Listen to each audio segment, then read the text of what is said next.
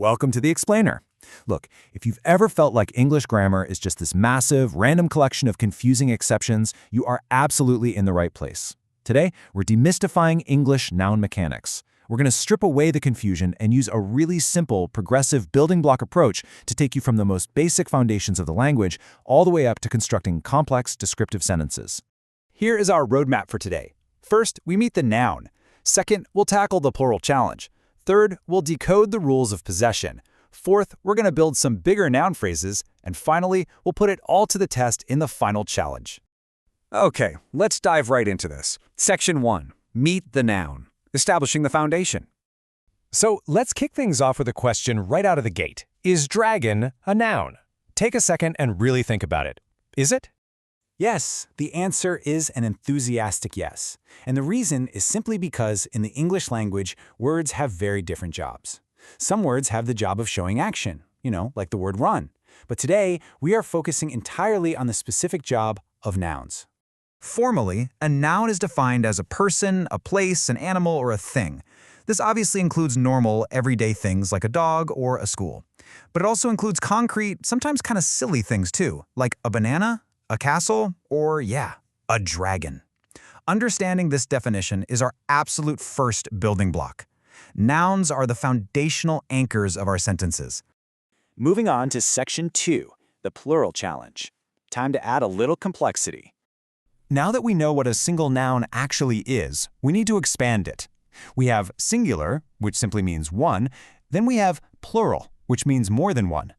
The standard rule for this transformation is beautifully simple. You just add an S. A single dog becomes multiple dogs. Try to mentally repeat this whenever you look at a sentence. Singular, one. Plural, more than one. But, we can't stop there. We have to introduce a complication. Fill in the blank for me here. One woman becomes two what? Now, humor me, but whatever you do, please do not say woman's. The correct answer, of course, is women. Look, I always say English loves to make things difficult.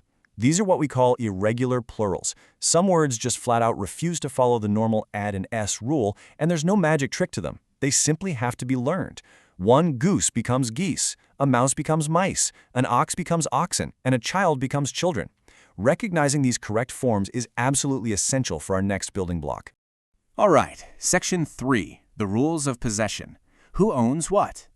So the crucial point here is that possession simply means something belongs to someone or something.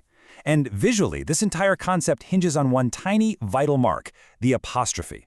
Take the classic example of the boy's ball. The ball belongs to the boy, and that little apostrophe is doing literally all the heavy lifting to tell us exactly who owns what. There are 3 essential possession rules you really need to know. And honestly, you can just think of them as your ultimate cheat sheet. Rule 1. If there's one owner, you normally just add an apostrophe S, like dogs. Rule 2. If there's more than one owner and the word already ends in S, you just stick the apostrophe right after the S, like boys. And then rule 3 is the exception. If there's more than one owner, but the word does not end in S, like those irregular plurals we just talked about, you treat it exactly like rule 1 and add an apostrophe S, like children's. Let's actually compare a single owner with multiple owners to see how this plays out in practice. On the left, we've got the boy's ball. One boy, so the apostrophe comes right before the S. On the right, we have the boy's football. Multiple boys. That word already ends in an S, so the apostrophe shifts all the way to the end, after the S. It is crazy how a simple shift in position of that tiny mark completely changes the meaning of the entire sentence. Okay, time for a rapid-fire test based on a great grammar exercise called the possession swap. Which is correct when we're talking about multiple oxen owning something? The ox's tail or the oxen's tails? It's the oxen's tails, because oxen means more than one, but it doesn't end in an S. We follow our exception rule and add apostrophe S. This is the exact same logic we use for phrases like women's clothes or men's shoes. I know it's one of those areas where people constantly get tripped up, but with that rule in mind, it becomes perfectly clear. Let's move to Section 4 and see how this builds. Building bigger noun phrases. Decorating the noun. Now we're going to take these basic nouns and dress them up. A noun phrase is really just a group of words built around a noun. And I promise you, this isn't as complicated as it sounds. It's simply a matter of adding descriptive words to make things a little more interesting while our main noun, our anchor, stays exactly the same. Let's see this construction process in action. We start with the basic noun, tiger. In step 1, we add a determiner to get the tiger. In step 2, we drop in an adjective to get the enormous tiger. And finally, in step 3, we bring in our possession rules. The farmer's enormous tiger.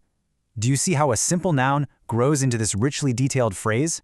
You could even push it further to the farmer's enormous dangerous tiger. The word tiger remains the main noun. The whole thing is just beautifully decorated now. And that brings us to section 5, the final challenge, putting it all together. It's time to synthesize everything you've just learned. Consider this full sentence for a second. The child's toys filled the room. I want you to look closely at this and mentally identify the subject, the verb, the object, and the possessive noun.